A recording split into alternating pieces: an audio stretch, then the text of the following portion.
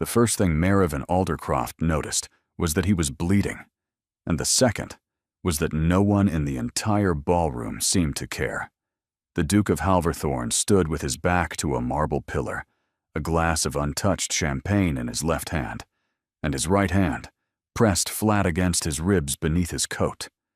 From a distance, anyone watching might have thought he was simply standing apart, as the Duke of Halverthorne always stood apart, observing the dancers with that flat, gray expression that had earned him every cruel name London had ever invented for him. The Iceman of Berkeley Square. The Marble Duke. The coldest man in London. But Merivyn was not at a distance. She was passing behind the pillar on her way to the retiring room, and she saw the slow, dark spread of red beginning to seep through his shirt cuff. She stopped. She had been trying all evening to remain invisible, drifting along the edges of the ball. She had succeeded so well that 3 different gentlemen had walked through the space she occupied as if she were not there at all. Until now. "Your Grace." The words came out before she could stop them. Quiet.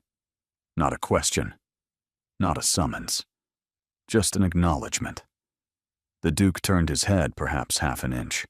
His eyes, when they settled on her face, were the color of a winter sea before a storm. "Madam, I do not believe we have been introduced, and I do not intend to remedy that. Move along." 6 years ago, when she was 18, those words would have ruined her. But Merivyn Aldercroft was 24 now, and she had been ignored, dismissed, and walked through by enough men to recognize the particular shape of cruelty that came from pain rather than malice. She stepped closer. "You are bleeding," she said. His expression did not change, only the faintest tightening at the corner of his mouth, so small she would have missed it if she had not been watching for it. "You are mistaken. I am not. Your cuff is staining. If you continue to stand there for another quarter hour, half the room will see it, and the other half will hear of it before the carriages are called." For one long moment, the coldest duke in London looked at her as though she had spoken in a language he had never been taught. Then his jaw set. "You will move along, madam, or I shall summon a footman to escort you. Please." The word fell between them like a single drop of rain on dry stone. She did not know why she said it. She did not know him. She had only ever seen him from across rooms, the way everyone in London saw him, a tall, unmoving figure who never danced, who had buried a brother 5 years ago and a father 2 years ago, and who had not, by any account, spoken a kind word to a single living soul since. "Please, let me help you. I know somewhere quiet. No one will see." His eyes searched her face. After another long moment, he gave a single, almost invisible nod. "Lead, then. Quickly." She led him out of the ballroom by the side door used by the servants, down a narrow passage that smelled of beeswax, through a green baize door, and into a small, disused sitting room. She closed the door and turned the key. The Duke stood in the center of the room with one hand pressed to his side. The candle she had lit threw long shadows across his face, and for the first time she saw what the ballroom had not shown her. He was very pale. There was sweat at his temple. The gray in his eyes was not coldness. It was the gray of a man who had been holding himself upright by sheer force of will for longer than was possible. "Sit down," she said. "I do not require—" "Sit down, Your Grace." She did not raise her voice. She did not have to. He sat. "You will tell me what happened, and then you will tell me whether I may unbutton your coat, because I cannot help you while you are bleeding into it. You should not be here. If anyone discovers, then we shall both hope no one discovers. Your coat, please." He lifted his hand from his side. The white of his shirt beneath was no longer white. Merivyn did not allow her face to change. She had 3 younger brothers, who had between them broken 9 bones. Blood did not frighten her. The look in the Duke's eyes when she carefully unfastened the buttons of his coat, however, very nearly did. He was watching her with the look of a man who had not been touched gently by anyone in a very long time, and who did not know what to do with the fact of it. It was a knife, was it not? A blade of some description. I did not stop to examine it. A man came at me from behind a carriage as I was arriving. I was, as it happens, faster than he was.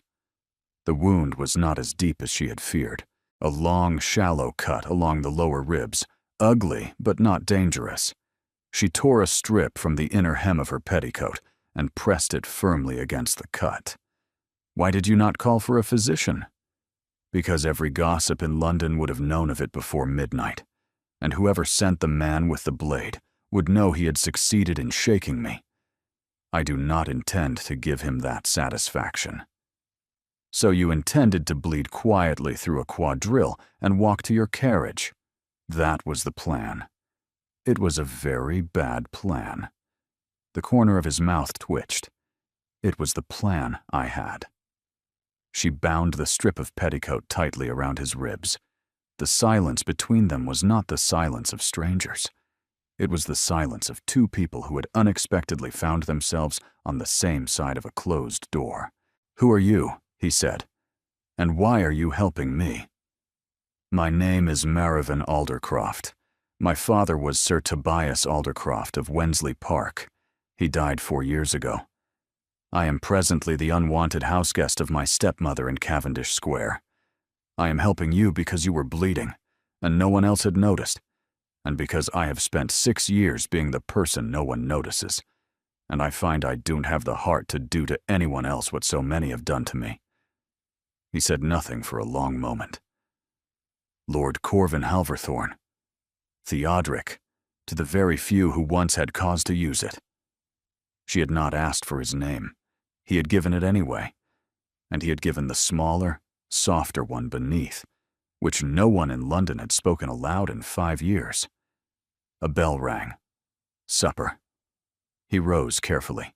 His coat, when he drew it back across his ribs, hid the worst of the damage. "Miss Aldercroft, I am in your debt." "You are not. You are merely no longer bleeding." He looked at her for a long moment. "Tell no one. I would not dream of it." He inclined his head, the smallest possible bow, and crossed to the door. His hand was on the key when he stopped. "You said please." "I did." "No one says please to me." "That is perhaps why you bleed alone." The Duke stood with his hand on the key, his back to her. The line of his shoulders did not move at all, as though he had stopped breathing. Then he turned the key, and he was gone. Merivyn sat back on her heels in the empty sitting room, looking at the dark stain of his blood on the floorboards, and she understood that something had just happened to her which she did not yet have words for. She did not know that across the city, in the library of a house in Berkeley Square, the Duke of Halverthorne would stand in front of his cold hearth at 3 in the morning, with his hand pressed to a freshly bandaged side, and he would say a single word aloud to the empty room. The word was, "Please," and it would be the first word he had spoken aloud to himself in 5 years. The letter arrived at 9:30 the following morning, and Merivyn knew it was trouble before she broke the seal. It came on heavy cream paper, sealed in black wax. Lady Aldercroft, hovering at her elbow, recognized the crest. She inhaled so sharply that the lace at her throat fluttered. "Halverthorne. That is the seal of the Duke of Halverthorne. Why are you receiving correspondence from the Duke of Halverthorne?" "I am sure I do not know," Merivyn said, which was the first lie she had told her stepmother in 3 years, and which came easily. She broke the seal. "Miss Aldercroft, I find I have a matter to put to you which cannot be entrusted to paper. If you would do me the courtesy of receiving me at 3 this afternoon, I shall present myself at Cavendish Square. The matter concerns a debt I owe, and a difficulty I require assistance in resolving. The difficulty is not to my reputation but to yours, Halverthorne." She read it twice. "Well, speak, child." "The Duke of Halverthorne has requested permission to call this afternoon." The silence in the breakfast room was so complete that she could hear the cook somewhere below scolding the scullery maid. "The Duke of Halverthorne is calling. On you. Here. So, it would appear. Did something happen at the Pemberley ball last night?" "Nothing of which I am aware." It was the second lie, and it came even more easily than the first. "You will receive him in the green drawing room. You will wear the gray silk. You will say nothing foolish." Of course. She did not, of course, intend to do any of these things. The surest way to manage her stepmother was to agree completely and proceed exactly as she had originally intended. At 3 o'clock, the bell rang. "His Grace, the Duke of Halverthorne," said the butler. The Duke entered. He wore black. He moved with a stiffness in his left side that no one who had not bandaged him the night before would have noticed. He bowed precisely, a degree shallower than custom required, and Merivyn understood at once that he was furious. "Miss Aldercroft!" "Your Grace, you will excuse my directness. We have very little time." "Time for what?" "For deciding whether you and I are about to be ruined together or whether we are about to be married." She sat down. Her knees simply elected, on their own behalf, to no longer sustain her. "I beg your pardon. You were seen, Miss Aldercroft, last night, leaving the ballroom by the servants' door at 10:15. You were seen returning by the same door at 5:30, alone, with what an observant housemaid took the trouble to describe as fresh blood upon your sleeve. The housemaid mentioned it in the servants' hall this morning. She has a sister who is presently lady's maid to the Honorable Mrs. Trentham, the most efficient gossip in 3 counties. The story will be in every drawing room in London by the time the lamps are lit this evening. Then we shall say I cut my finger. The story has already specified that the blood was upon your cuff and your hem, and that you were absent from the ballroom for nearly 30 minutes. The story will, by morning, have you compromised by some footman, or, more entertainingly, by myself. As I was observed leaving the ballroom by a different door at 10:15 and not seen again until supper, the latter version is the one that will travel. They will say I was with you. They will say it before nightfall. She closed her eyes. Your Grace, I did not mean to. I know what you did. You stopped me from bleeding to death in a public room, and now I shall, if I do not act with great decision, repay you by destroying every prospect of marriage, employment, and welcome in this city you possess, which I am not prepared to do. She opened her eyes. What are you proposing? A betrothal. You will accept my offer of marriage today. The announcement will be in the morning papers. The story of the blood, when it arrives in drawing rooms this evening, will be neutralized by the fact that you were already, by then, my affianced wife. The betrothal will be of indefinite length. We shall not, in fact, marry. After a sufficient interval, perhaps 6 months, you will privately end the engagement on the grounds of incompatibility. Your reputation will be intact. Mine will weather a broken engagement easily enough. You want me to pretend to be engaged to you for 6 months, or however long is necessary, and in exchange, I will settle upon you, by separate deed of trust, a sum sufficient to remove you permanently from your stepmother's house, and to permit you to live independently for the remainder of your life. This is non-negotiable. Merivyn could not speak.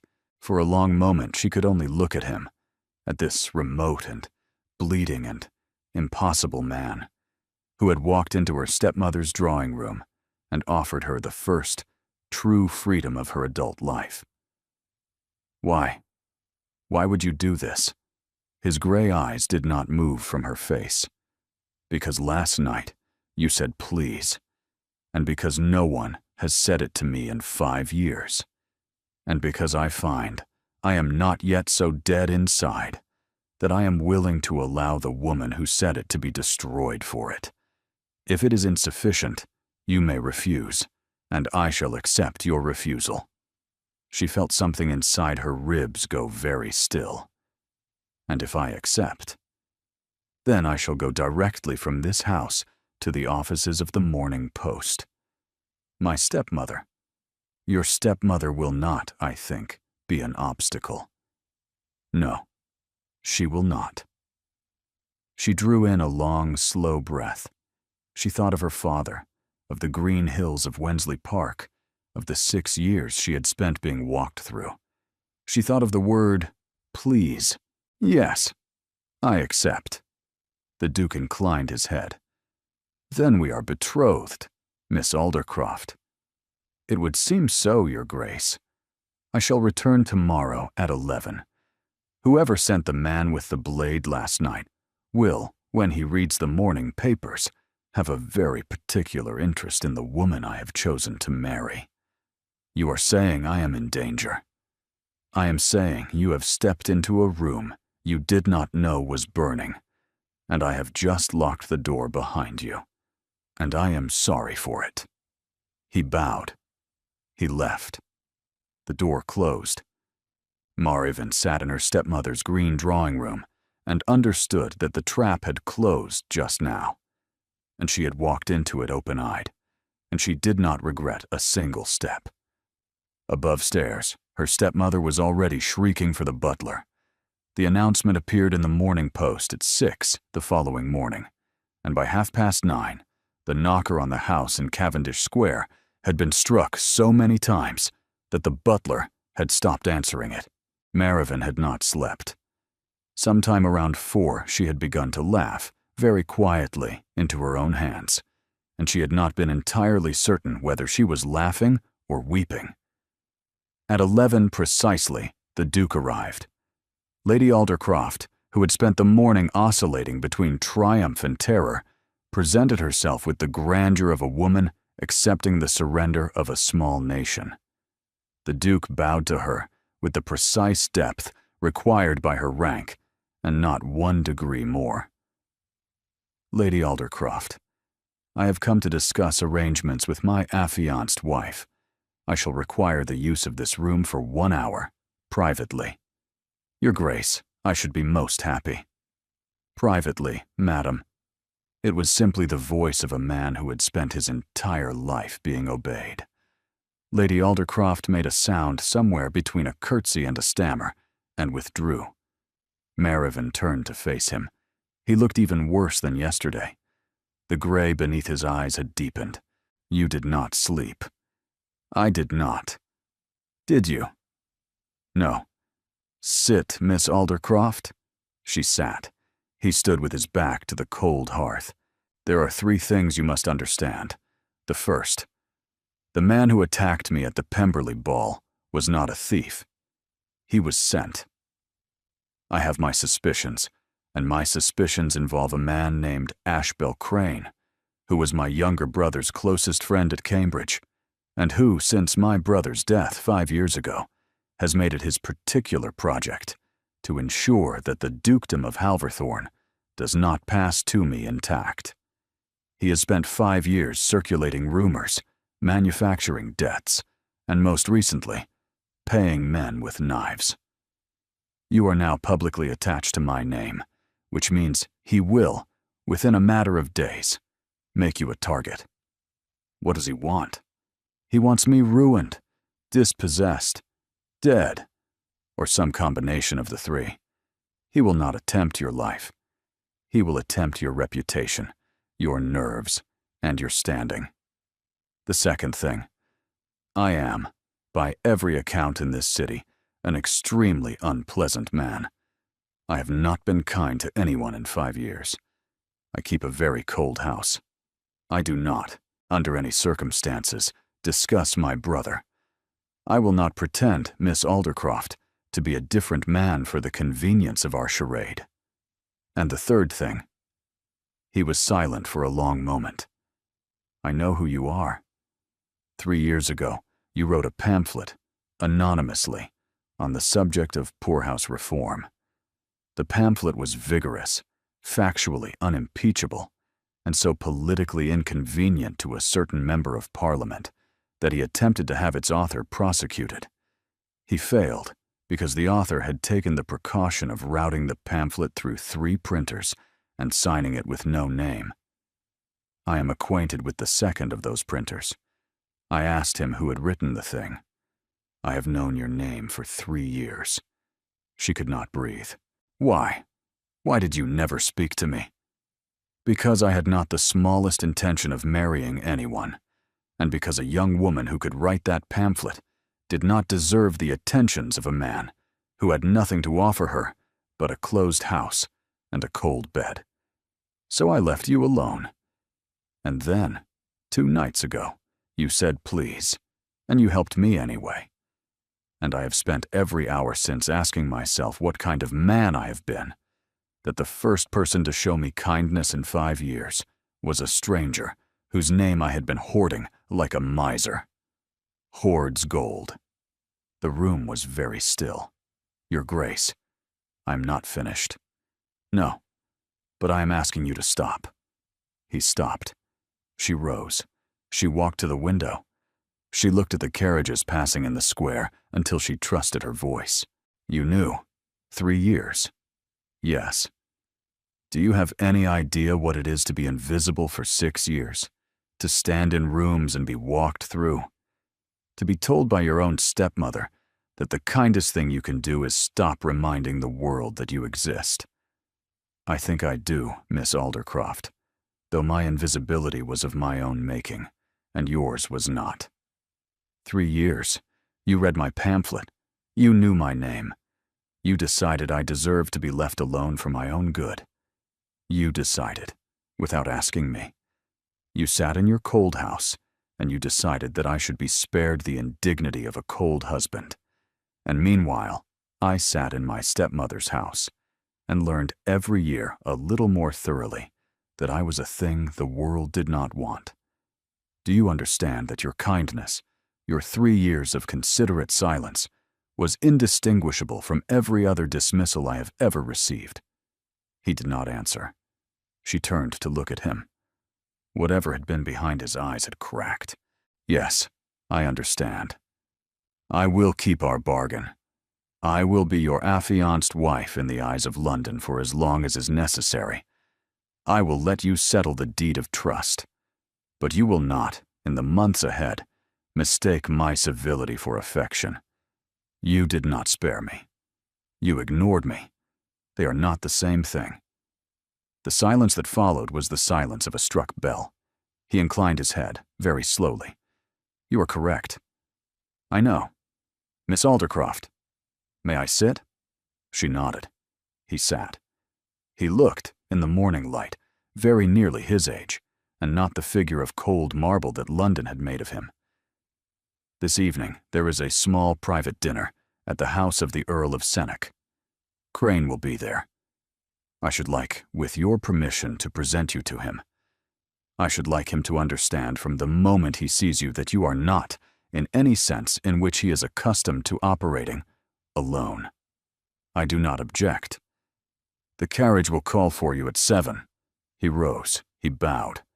He moved toward the door, and her voice stopped him. The pamphlet. Did you find it persuasive? He stood for a long moment with his back to her.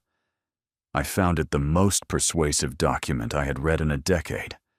I had 3 of my own parishes reformed on its recommendations within the year. I never told you. I told no one. I should have told you. I am telling you now. The door closed behind him. Marivin stood alone with her hand pressed flat against the cold pane of the window, and she discovered that she was, after all, weeping. The Earl of Senec kept a townhouse in Grosvenor Square that had been built by his grandfather to intimidate guests. The dining room, when Marivin entered it on the arm of the Duke at 7:30, was lit by 200 candles and paneled in walnut so dark it seemed to absorb the light. There were 16 people already assembled, 16 pairs of eyes turned, as one, to the door. "Courage, Miss Aldercroft," the Duke murmured. "They will not bite while I am beside you. And if you are not beside me, then you will bite first. I have it on good authority that you are quite capable. Halverthorne, Miss Aldercroft, we are honored. Seneck, permit me to present my affianced wife. Indeed, London has spoken of little else since the morning papers. I imagine. Where is Crane?" The Earl's smile flickered. Mr. Crane sent his regrets at 6:30, a sudden indisposition. The Duke's hand, where it lay beneath Marivin's on his sleeve, did not move, but she felt the muscle along his forearm go taut as a drawn wire. How disappointing. Pray convey my wishes for his swift recovery. They went into dinner.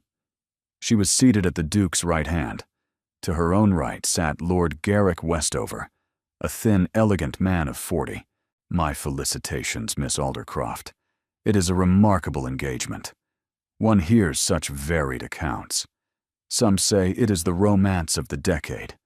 Others, less generous, hint that there is some quieter explanation." She lifted her wine-glass and looked at him over its rim. "Lord Westover, if you are about to ask me whether I was compromised by His Grace at the Pemberley ball, I should advise you to consider very carefully whether you wish to spend the rest of this dinner sitting beside a woman who has been compromised by the Duke of Halverthorne." There was a small choking sound from her left. The Duke had, very precisely, set down his soup spoon. Lord Westover laughed. It was not a comfortable laugh. "Miss Aldercroft, you are formidable. I'm tired, my lord. There is a difference. Pass me the salt, if you would." He passed the salt, the Duke murmured, in a voice pitched only for her ear. That was extraordinary. It was rude. It was extraordinary. I am a great many things this evening. Displeased is not among them. She looked away before her face could betray her. She had armored herself against 100 kinds of cruelty. She had not armored herself against approval. The footman entered at the end of the fish course, bearing a small silver salver. "Beg pardon, Your Grace. A note has been delivered for Miss Aldercroft. The bearer says it is most particular." The room dropped to a single attentive hush. "Who is the bearer?" "A boy, Your Grace, from the street. He gave no name. He said the note must be placed in Miss Aldercroft's hand." "Then place it in my hand instead." The footman set the salver before the Duke. He lifted the folded paper, turned it in his fingers, without breaking the seal, and set it down beside his wine-glass. He addressed his next remark to the Earl's wife. "Lady Seneck, you were saying, the cypresses at the Villa d'Este." Yes, the cypresses." The conversation, with great difficulty, resumed. Marivin did not eat. The note lay beside the Duke's wine-glass like a small folded hand. She understood that the Duke wasn't going to give it to her precisely because he already knew, without opening it, who it was from. She waited until the next course was being laid. Then, beneath the cover of the table, she reached across and took the note. The Duke's hand closed over hers. "Not here. I beg you. Whatever it says, it is calculated to wound you in the most public room in London. I shall give it to you in private." She did not move her hand. "You said please." "I did." She let go of the note. The remainder of the dinner passed in a haze. Once, the young lady Stanwick opposite leaned across the table and said in a tone of bright artificial sympathy, "Miss Aldercroft, you must be quite overwhelmed by the suddenness of all this." And Marivin heard herself reply, "Quite well, thank you." The suddenness of one's good fortune is rarely a complaint that excites general sympathy. I shall endeavor to bear it. There was a small ripple of uncertain laughter and Lady Stanwix subsided. The Duke did not look at her, but his knee, beneath the cloth of the table, came briefly to rest against hers. It was past midnight when they were finally in the carriage. Only then did the Duke draw the note from his coat and place it, unopened, in her hand. Read it now, if you will. I would rather you did not read it alone. She broke the seal. Miss Aldercroft, I write to congratulate you upon your engagement and to offer a small private observation. The Duke of Halverthorne has, in the past 5 years, been engaged twice before. Neither engagement was announced in the papers. Neither lady was permitted to live to the wedding. I am, as ever, the Duke's most faithful friend, and yours. And St. Marivin read it twice. She read it a third time, and she understood 3 things in succession. She understood that it was a lie. She understood that it was a lie designed to make her doubt, not to make her certain. And she understood that whoever Ashbel Crane was, he had been waiting for her, specifically her, for considerably longer than the past 2 days. She handed it back to the Duke. He glanced at it and went very still. It is not true, of course. It isn't true. I have never been engaged before in my life. I know. You cannot know. We are barely acquainted. I know, because if you had buried 2 affianced wives, Your Grace, you would not have asked me a question yesterday morning. You would have assumed. You did not assume. You asked. Men who have done it before do not ask. The Duke sat in the dim, swaying carriage with a forged accusation of murder in his hand, and he looked at her as though no one had ever, in his 35 years, simply chosen to believe him. The carriage turned into Cavendish Square. He will try again. Worse than this. I know. I cannot promise you he will not succeed. I know that also. Then why are you not afraid? She thought of 6 years of being walked through. Because for the first time in a long while, Your Grace, I am being seen, and I would rather be seen and in danger than safe and invisible. The carriage stopped. He did not move to open the door. He did not look away. Miss Aldercroft. Marivin. It was the first time he had used her given name. It was not, she would understand later, the last. The cards came in the morning. Small cream rectangles bearing names she did not know, each one offering some small, artful courtesy that sat on the page like a pin disguised as a flower. Miss Aldercroft. We have not been introduced, but I had the honor of being a near friend to His Grace's late mother, and I confess I have been wondering whether you are aware of the particular sorrow that haunts the family. Miss Aldercroft.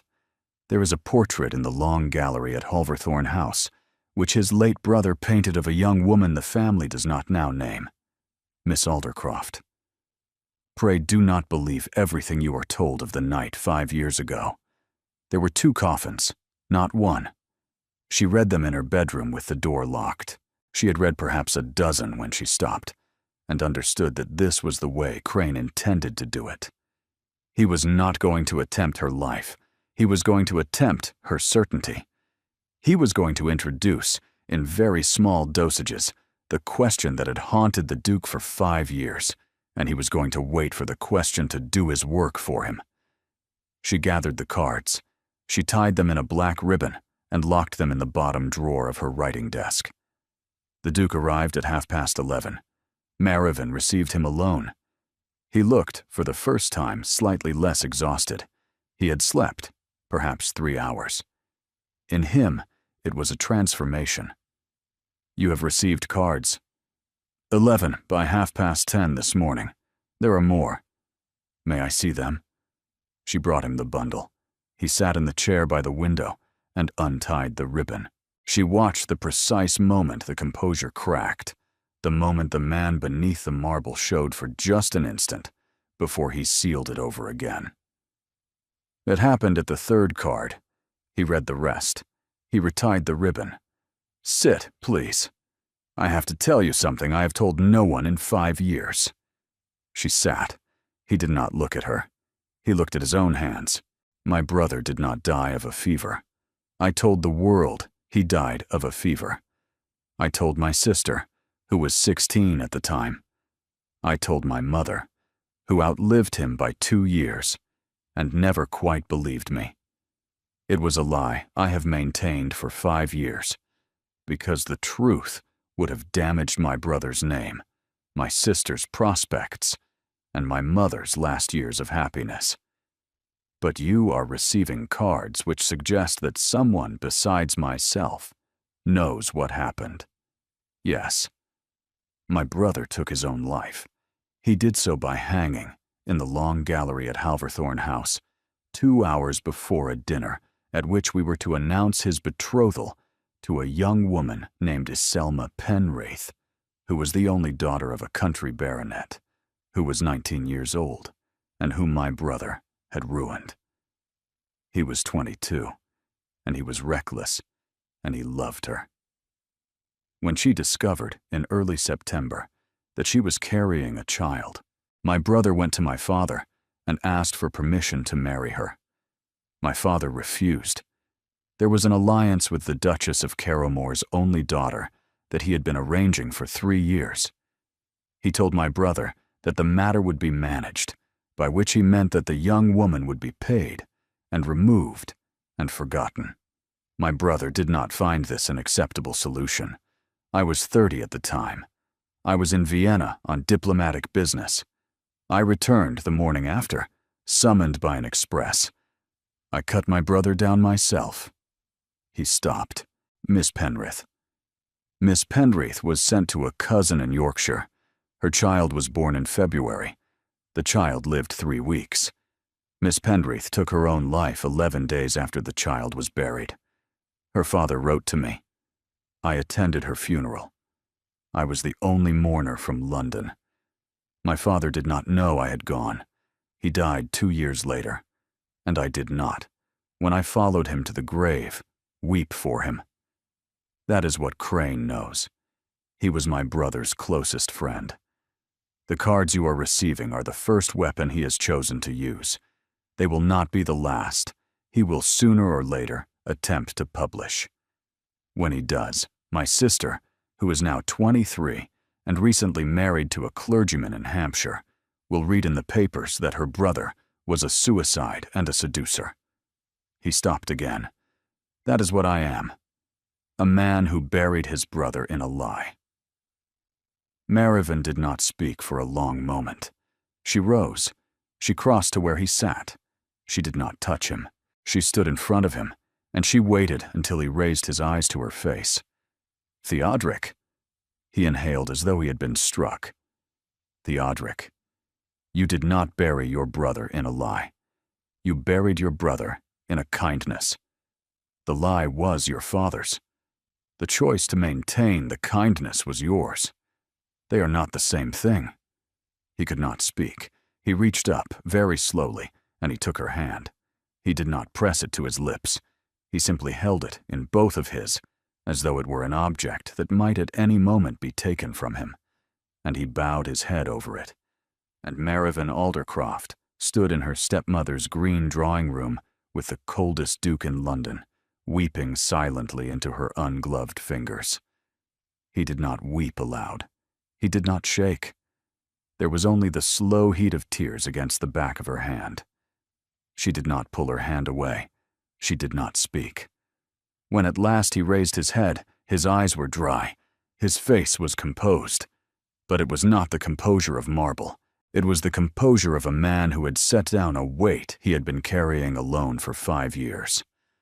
Marivin, forgive me for making you the keeper of this.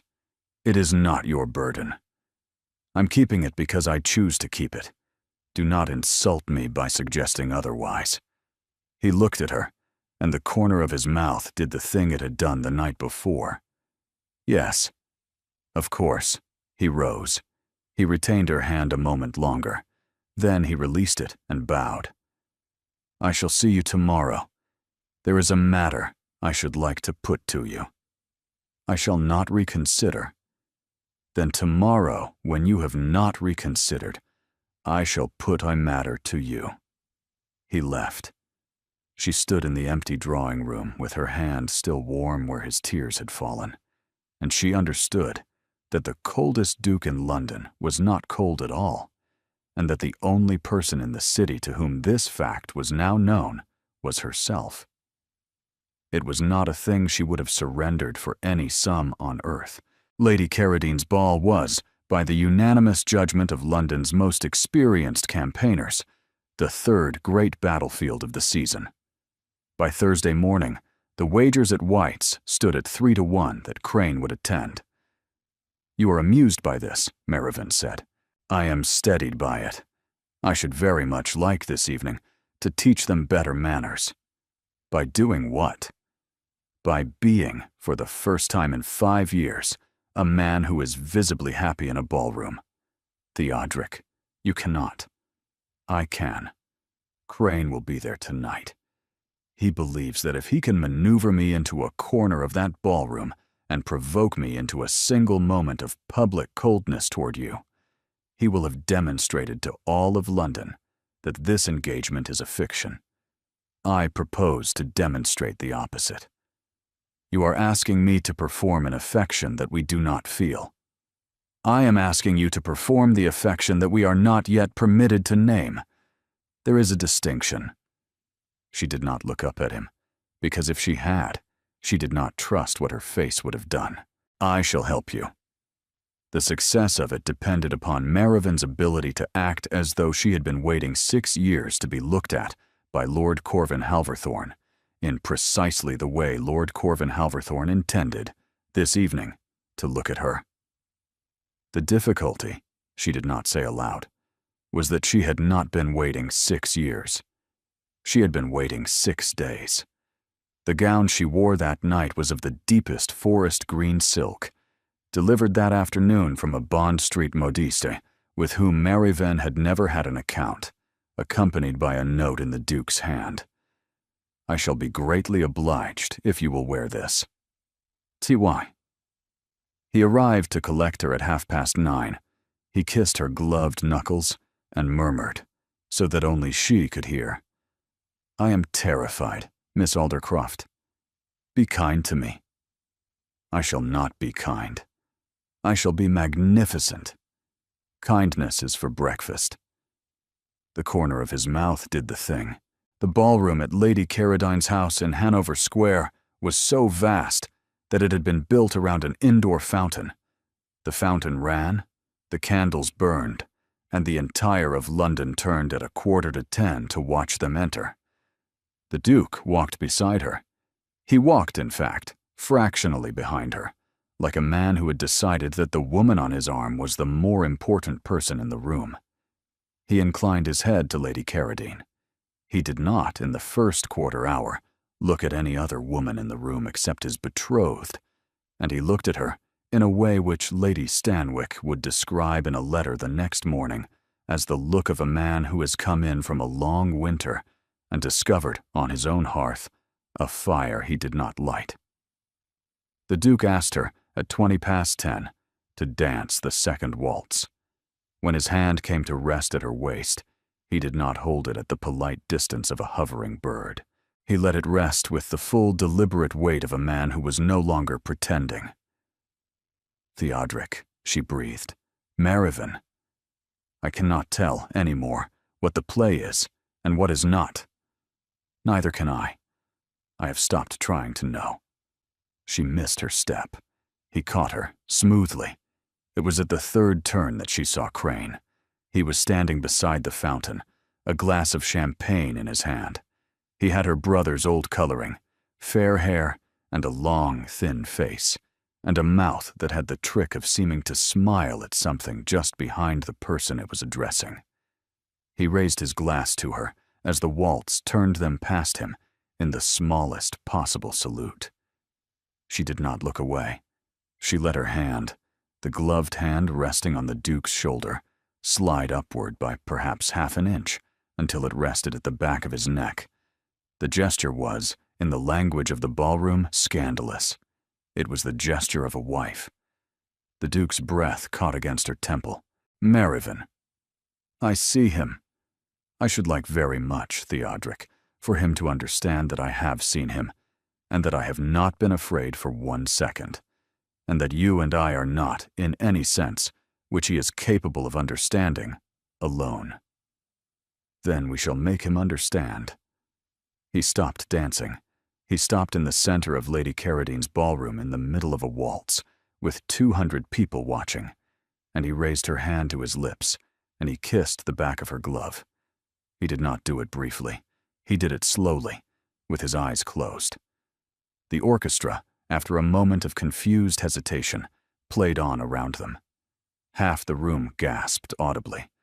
Crane lowered his glass. Merivyn, watching for it, saw the smile leave his eyes the way a candle leaves a window. He inclined his head to her, the smallest possible bow. Then he set down his glass on the rim of the fountain, turned, and walked out of the ballroom. It was nearly an hour later, in the small antechamber to which she had retreated under the pretext of repairing her hem, that she heard the door close softly behind her, and turned to find Ashbel Crane standing with his back against it, and the key in his hand. Miss Aldercroft, we have, I think, a great deal to discuss. Merivyn did not run for the door. She did not call out. She turned very slightly so that she was facing him fully, and so that her left hand was free. Mr. Crane, I do not believe we have been introduced. We have not. Ashbel Crane, at your service. I had the honor, some years ago, of being closest friend to the late Lord Edmund Halverthorne. I'm aware of the brother. Are you? I'm also aware that the door behind you is locked, that there are at least 200 persons within earshot, and that the bell pull beside the writing desk is within my reach. Should you remain here longer than the next 2 minutes, I shall use it. I should advise you to have prepared an explanation that satisfies Lady Carradine, whose patience for scandal in her own house is, I am told, limited. He smiled. It did not reach his eyes. I had been told you were formidable. I had not been told you were quite so direct. 2 minutes. Then I shall be brief. I have come to tell you that the man you have engaged yourself to is not the man you believe him to be. There is a portrait in the long gallery at Halverthorne House, which his late brother painted of a young woman named Iselma Penreath. That young woman is buried in a grave in Yorkshire, which his Grace visits twice a year, and her child, who was the late Lord Edmund's child, lies in the same grave. The man who bears the responsibility for managing those deaths, for burying them in lies, is the man whom you have agreed, before all of London, to marry. He stopped. He waited. He had expected that she would gasp, that she would weep. She did none of these things. Mr. Crane, how long have you been waiting to deliver that speech? He blinked. It is, I must say, a very polished piece of work. I should imagine you have practiced it before a glass. You do not believe me. On the contrary, I believe almost every word of what you have told me. I have known almost every word of it for 2 days. His Grace told me himself on Tuesday morning. He told me without flinching.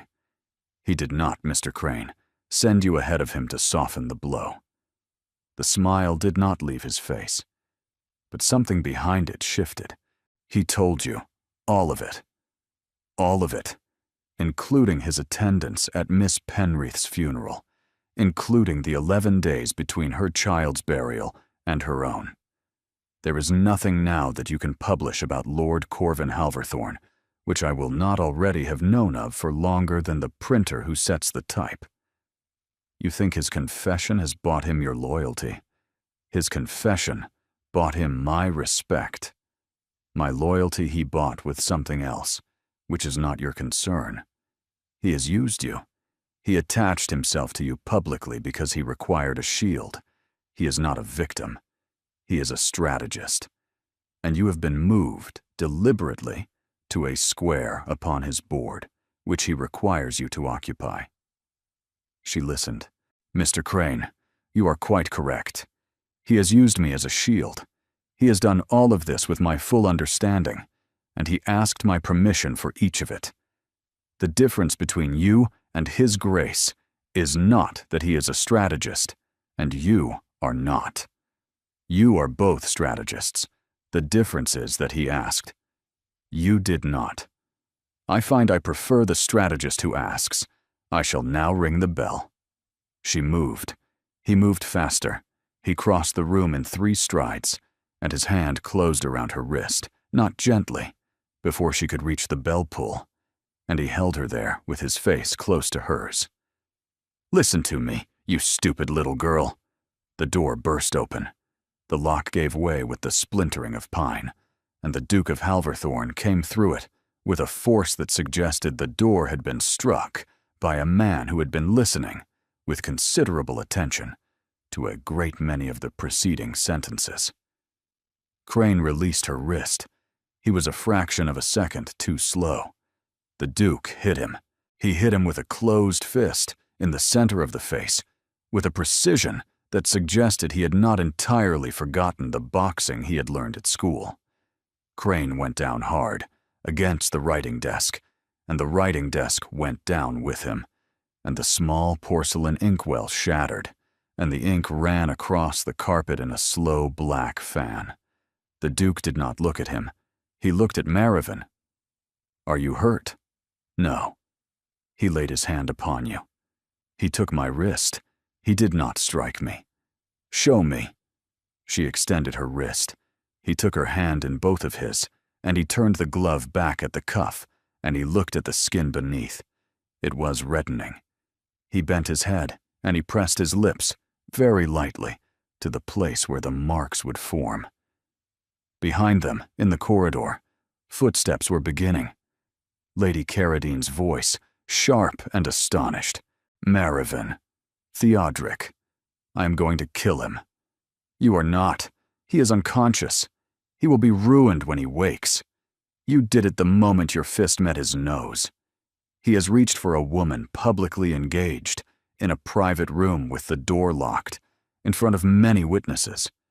You have not lost the engagement. He has lost the war. Do not, Theodric, hang for him." He looked at her for a long moment. She watched the rage leave his eyes the way a tide leaves a shore. "Yes, you are correct. Step back from him. You are going to inform Lady Carradine, in the politest possible terms, that Mr. Crane has regrettably suffered a fall. We are leaving." The Duke informed Lady Carradine, in a voice of glassy composure, that Mr. Crane had regrettably suffered a fall. Lady Carradine, who had not built her position in society without the ability to recognize a useful lie when it was offered to her at midnight, said only, "Indeed, Your Grace. I shall send for a footman." In the carriage, the Duke did not speak for nearly 2 miles. When at last he did, his voice was very quiet. "He hurt you. He bruised me. He did not hurt me. There is a distinction I should not have allowed. I shall not ever again be slower to your defense than you are to mine." She did not answer for a long moment. Then, very softly, "Theodric, why did you tell me on Tuesday that you were not the man I believed you to be?" "Because I believed it. And tonight—" He was silent for a long time. "Tonight I have come to suspect that I may have been mistaken about myself for some considerable time." She did not press him.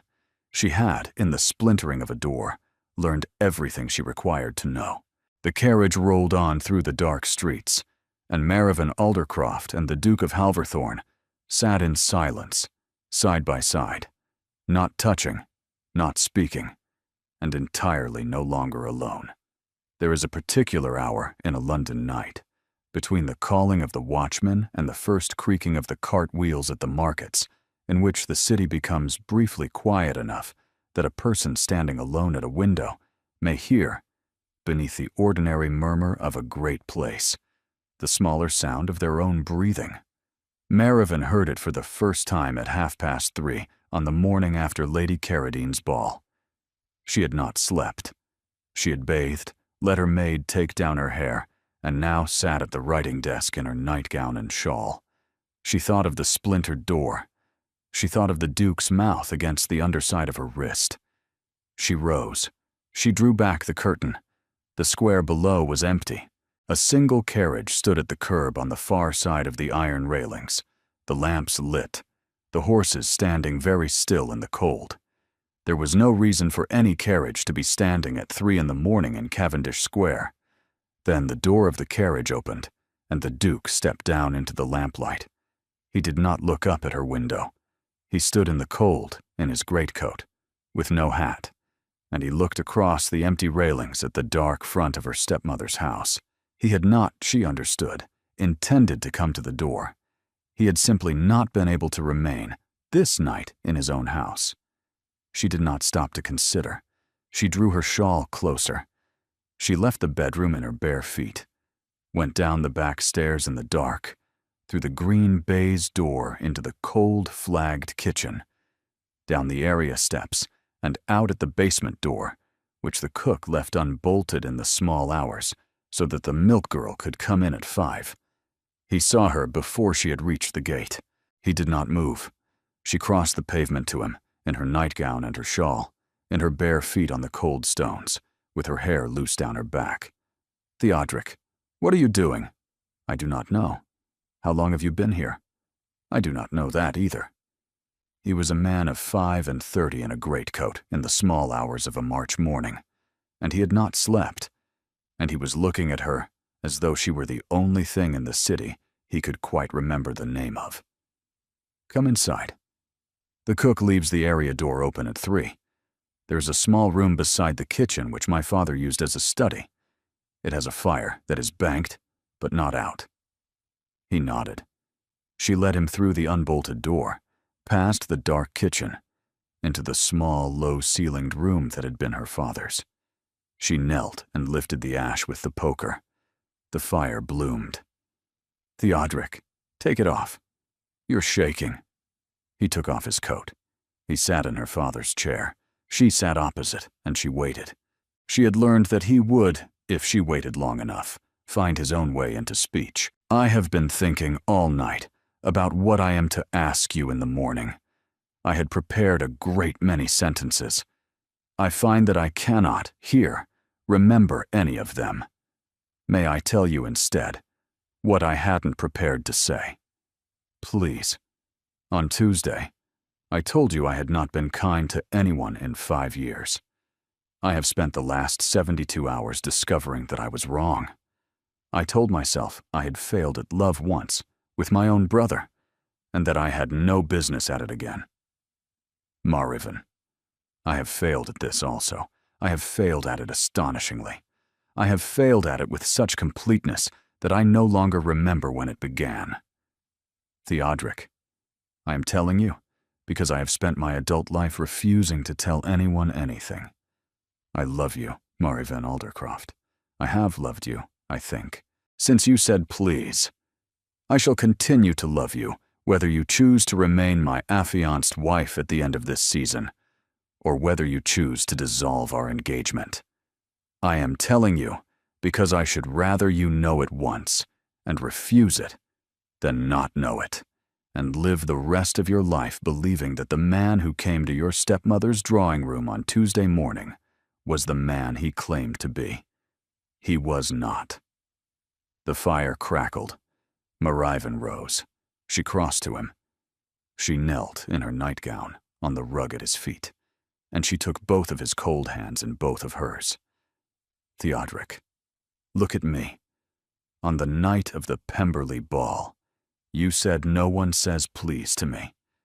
I said that is perhaps why you bleed alone. I have wondered ever since whether I did, in fact, wound you. You did. I am sorry. Do not be. It was the truest thing that had been said to me in 5 years. She lifted his hands. She pressed them to her face, both of them, and she closed her eyes. I do not require you to step back. I require you to tell me again, and tomorrow, and the morning after.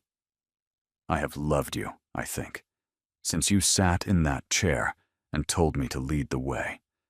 I did not know it then. I've been working it out slowly since. I do not know what we shall do about it, but I know that I am not, at this hour, prepared to lie to you about what I feel, because you have not lied to me, and I shall not be outdone by you, Theodric, in any matter. He laughed. He drew her up to him.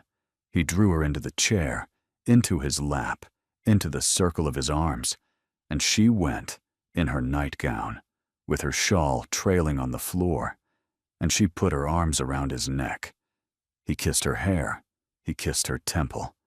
He turned her face up to his, and he kissed her mouth, slowly, with such restraint that she understood at once that he was holding himself in check, by an act of considerable will, not permitting himself to ask her for anything she had not already, freely, offered. She kissed him back. She did not hold herself in check at all. It was, she would think afterward, the moment in which the engagement became real. Not the announcement in the Morning Post. Not the dinner at the Earl of Sennock's. Not the waltz at Lady Carradine's ball. The moment in which it became real was the moment in which the Duke allowed himself to be kissed, in his shirt sleeves, by a woman in her nightgown, who had decided, irrevocably, that he was hers. He held her, for perhaps a quarter of an hour. He told her about the long gallery at Halverthorne House. He told her about his sister in Hampshire. He told her about the small dog his mother had kept. He left her at 5:15. He told her he loved her. He told her he intended to continue telling her at intervals for the remainder of his life.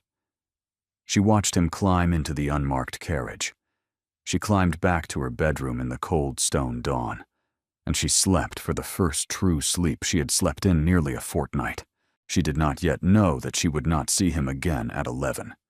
She did not yet know that the Morning Post would bring 3 things into the house in Cavendish Square: a letter from the Duchess of Carrowmore, a letter from the Duke, written at 6 in the morning, and at the bottom of the salver, a small folded handbill, fresh from a press in Holborn, smelling still faintly of ink, bearing the title, A True Account of the Death of Lord Edmund Halverthorne, signed at the foot, in a hand she now knew, a Crane.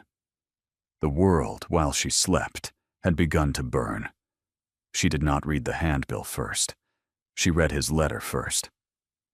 Marivin, by the time you read this, the morning will have begun, and I shall be on the road to Hampshire. Crane has done what we feared he would do.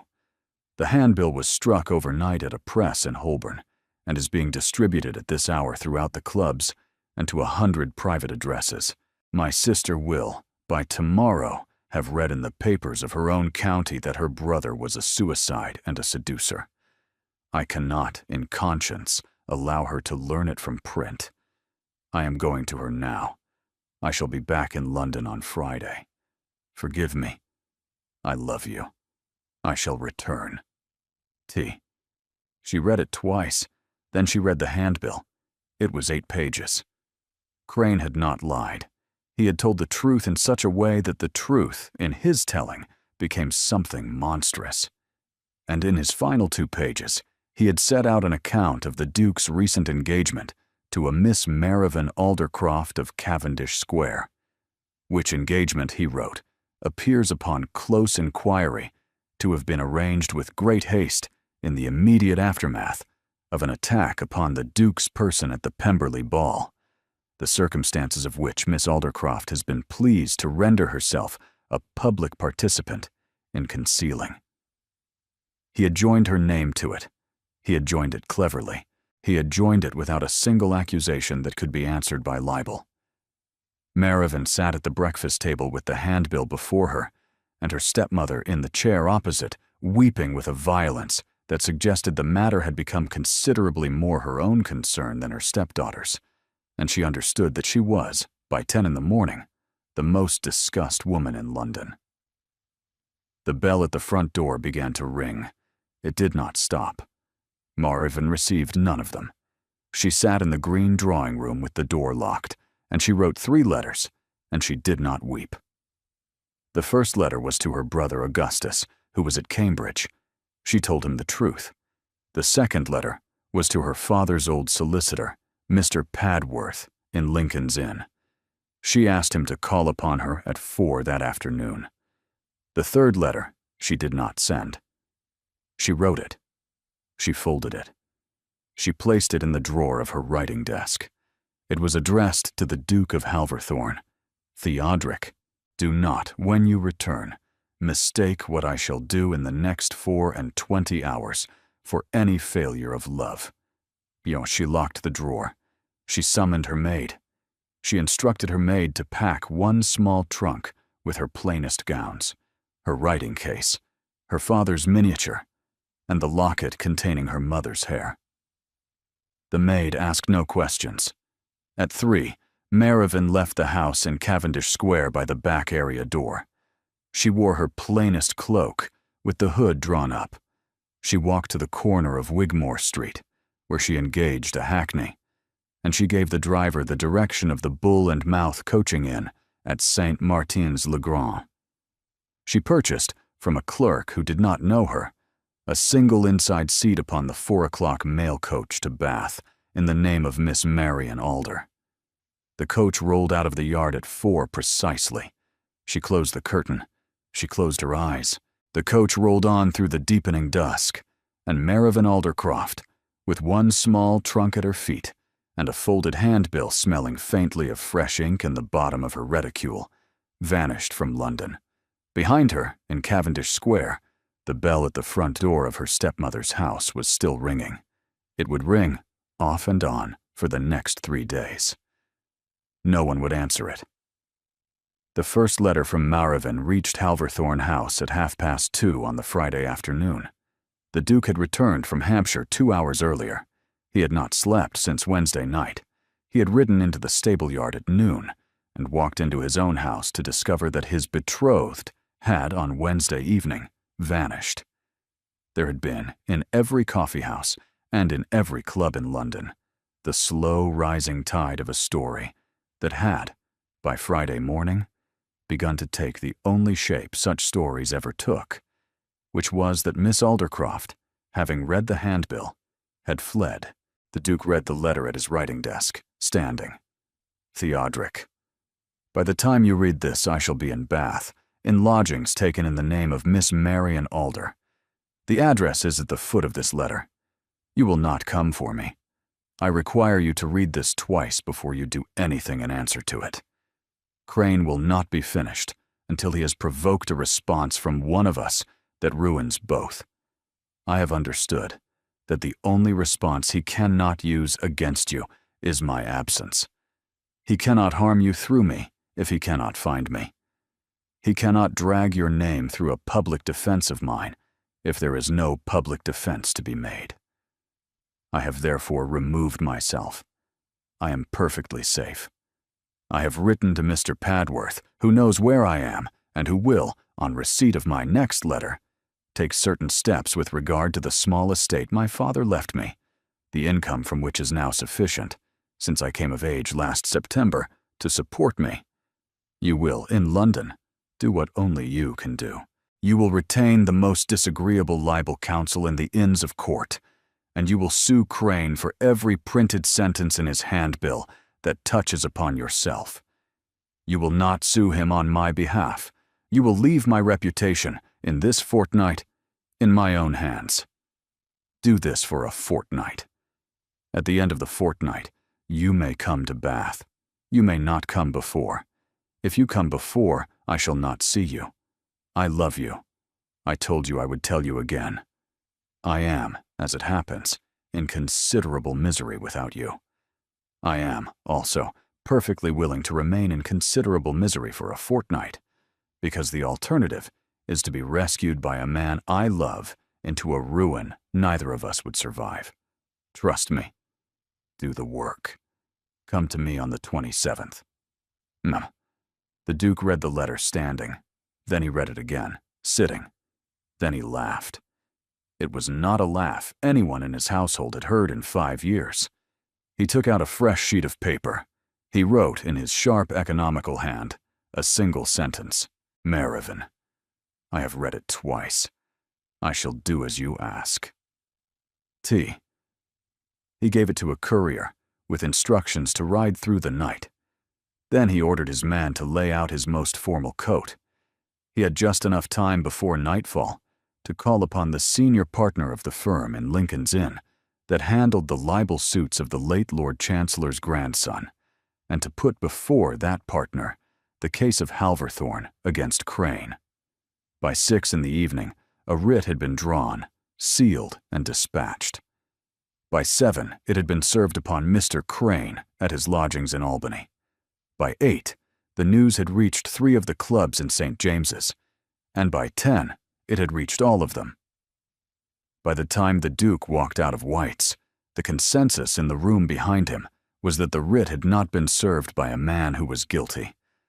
By the morning after, when the second handbill from Crane appeared, the consensus had hardened into something close to public opinion. The second handbill was read with interest, but it was not, this time, believed. It was not believed because the Duke had, for 48 hours, been observed by half of London behaving like a man who had nothing to hide. It was also not believed because by Sunday morning, 3 things had happened that Crane had not anticipated. The first was that Mr. Padworth had presented himself at the Morning Post on Saturday afternoon with a signed statement from his client, given before 2 witnesses in Bath, in which Miss Aldercroft confirmed her engagement to the Duke, denied each of the specific implications made against her in the handbill, and announced her intention to return to London on the 27th. The second was that the Duke's sister, Lady Hester Beaumont, who had not been in London for 2 years, arrived at Halverthorne House on Saturday evening with her husband and her trunk, and announced that she would be remaining in London until the action against Mr. Crane had been disposed of. She received a great many callers on Sunday afternoon. She was charming, composed, and entirely candid about the death of her brother 5 years ago. The third was that, on Sunday morning, a small notice appeared in the Gazette, signed by 23 persons of considerable rank and respectability, expressing their continued confidence in the character of the Duke. By Monday evening, the writ had been answered by Crane's counsel with a request for delay. By Tuesday, the request had been refused. By Wednesday, Crane's counsel had withdrawn from the case. By Thursday, Mr. Crane had been observed boarding the Dover packet and was widely understood to have left for the continent. The Duke received the news at his breakfast table on Friday morning. He counted forward to the 27th. There were 5 days remaining. He went upstairs and ordered his valet to pack a small trunk. He had been instructed not to come to Bath before the 27th. He had not been instructed not to be in Bath, in lodgings of his own, on the 26th. Merivyn was sitting in the garden of her lodgings in Bath at 3:20 on the afternoon of the 27th, when she heard the gate open behind her. She did not turn at once. The late March sun was warm on her shoulders. The small white dog that belonged to her landlady was asleep across her feet, and she had heard the bells of the Abbey ring the quarter hour 2 minutes earlier. The gate clicked shut. The footsteps were the footsteps of a man who had ridden 90 miles and was, with considerable discipline, walking the last 20 paces toward her at the pace of a gentleman calling upon a lady, because he had given his word. The footsteps stopped 2 paces behind her chair. Merivyn. Theodoric. I am, as it happens, a day early. I had calculated at most half a day. You have done better than I expected. I left at 4 this morning. I changed horses 3 times.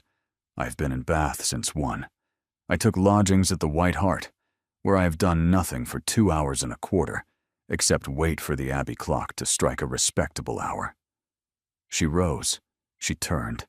He looked, she thought, almost as exhausted as he had on the morning he had come to her stepmother's drawing room 12 days ago. But there was something different in his face. and it took her a long moment to understand what it was. He was not afraid. She had not seen him ever when he was not afraid. She had not understood that the cold composure she had taken for indifference, and then for grief, and then for armored weariness, had been, beneath all of them, a particular and very old fear. He had carried it so long he had forgotten he was carrying it. Theodric, you are not afraid. No. When did you stop? I do not know exactly. Some part of it left me on Wednesday night in your father's study. Some part of it left me on Friday afternoon when I read your letter.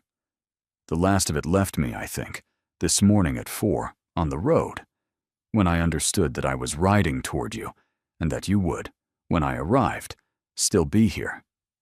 Sit. You are about to fall over. I'm not going to fall over. Sit, Theodric. He sat. He leaned forward with his elbows on his knees, and he looked at her with such steadiness that the last of her own composure, which had carried her through 12 days of pretending in Bath that she was a woman named Marian Alder, gave way at last. She knelt. She knelt on the grass at his feet, exactly as she had knelt on her father's study rug at 3:30 in the morning, and she took both of his hands in both of hers. Theodric, did you do as I asked? All of it. All of it. You did not come to Bath before the 26th.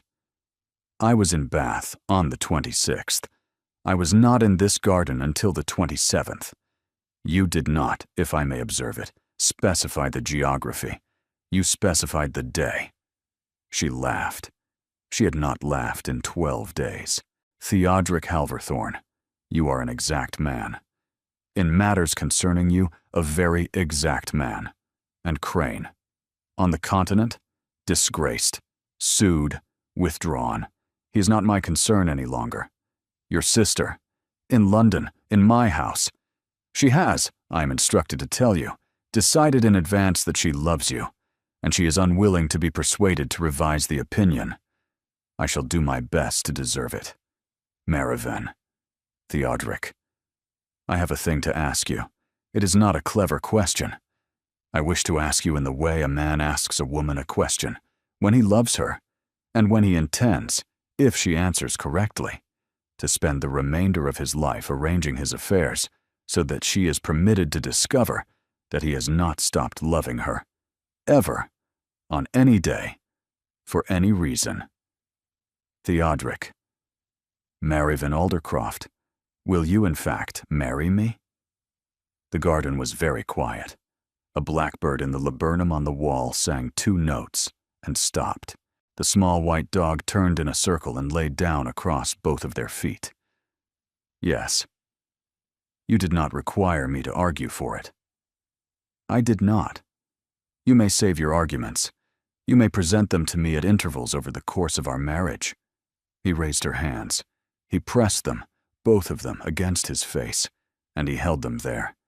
And Mariven knelt in the grass in a small Bath garden in the late March sun, and watched the coldest duke in London weep, for the second time in their acquaintance, into the palms of her ungloved hands. When at last he raised his head, his eyes were dry. There is a thing I should ask your brother. Augustus is at Cambridge. He has informed me, by letter, that he intends to come down at the end of term and to call upon you in person. He is 20 years old, and he is the head of our family, and he will be answered honestly or not at all. I should advise you to prepare. I shall prepare. You shall do more than prepare. You shall take him seriously. He has, since our father died, been the only protection I have had. He was 16 when our father died. You will not condescend to him by virtue of being twice his age and a duke. It is understood. He drew her up. He settled her into the chair beside him, and he kept her hand in his, and they sat together for a long time, in silence, in the warm afternoon, with the small white dog asleep across their feet. Eventually she said, Theodric, my landlady is a widow of considerable propriety. She will not permit you under this roof past 9 in the evening. She will, however, permit you to dine here at 6. At 9, you will return to the White Hart. At 8 tomorrow morning, you will return here, and you will breakfast with me. At 10, we shall walk to the pump room, and we shall be observed walking. At noon, we shall return to London by post-chaise. We shall, by then, have given Bath nothing further to gossip about. We shall arrive at your sister's house in time for tea. It satisfies me extraordinarily." He raised her hand. He kissed the inside of her wrist, where, a fortnight earlier, Crane had bruised her, and where the bruise was now very nearly healed. "Marivin, you have, in this fortnight, run an action in Bath, which I should not have run as well in your place. You are, in matters of strategy, my superior. I am aware. I shall expect you to consult me before you undertake any further large decisions, particularly those involving locked doors, broken inkwells, and the fists of dukes. I shall consult you, Marivin, before I undertake any decision of any size, in any room, for the remainder of my life. That is acceptable. Begin tomorrow. Why not today? Because today, Theodric, you are too tired to be consulted upon anything more demanding than the question of which chair you should remain in until dinner. I shall remain in this one. That is an acceptable decision." He laughed. It was the second laugh anyone had heard from him in 5 years, and only the small white dog, the blackbird, and Miss Marivin Aldercroft were there to hear it. They were married on the 7th of June in the parish church of the village of Wensley. Where Marivin's father lay buried under a stone, she had not been able, until that afternoon, to bring herself to read in full. The wedding was small. Lady Hester Beaumont stood as her sister-in-law and wept silently throughout the ceremony, in the way of a woman who had been waiting 5 years for a reason to weep that was not a sorrow. The Reverend Beaumont performed the ceremony. Augustus Aldercroft, who had on the previous Thursday in the library at Halverthorne House conducted an interrogation of his future brother-in-law that the Duke would later describe as the most uncomfortable hour of my life and the most useful one, gave his sister away. The Duke's father did not attend. He had been dead for 2 years. The Duke's mother did not attend. She had been dead for 4. The household at Halverthorne House attended in its entirety by order of the Duke, who had summoned his butler, his housekeeper, and his head groom into the library and informed them that he should take it personally if any of them declined. None of them declined. Augustus's 2 younger brothers attended. So did Mr. Padworth. So did the Earl of Senec. Lady Aldercroft did not attend. She had been, since the first week of April, taking the waters at Cheltenham, where she would remain for the better part of 18 months. By 4 in the afternoon, the bride and groom were alone in the drawing-room of Wensley Park, which the Duke had quietly bought back from the cousin who had been letting it fall into ruin. He had not told her until the morning of the wedding. He had walked her through the front door at 9:30 in her traveling dress, and he had said, "This is yours by deed of trust, in your name, regardless of the marriage. I bought it because I have understood, since the first night in your father's study, that you were a woman who had been parted from a house she loved, and that I was a man with the means to remedy it." She had wept then, briefly, and had ordered him out of the room so that she could weep in peace. She had married him at noon. By 4 they were alone, with the long windows open onto the green hills she remembered. "Theodric, Marivin, I have a thing to say to you. It is not clever. I have been thinking about the night in the linen sitting room at Lady Pemberley's. I told you the truth. The truth was a thing you had not heard, in your own house for 5 years. Your servants did not say it to you. Your peers did not say it to you. And your father did not say it to you. Even your own brother, in the end, wasn't able to say it to you. I had no claim upon you. I told you the truth because I had been, For X years, a woman to whom the truth was never said, and because I had decided, that night, that I would no longer be the kind of woman who passed unspoken truths in silence. The truth is what you give to a person when you have nothing else. It is the most expensive thing one can give. I did not understand it before. I do now. She crossed to the window. He came. He stood behind her, and he put his arms around her, and he rested his chin upon the top of her head. "It is a very good house," he said. "It is. It will be. We shall keep it so." The long case clock in the hall struck the hour.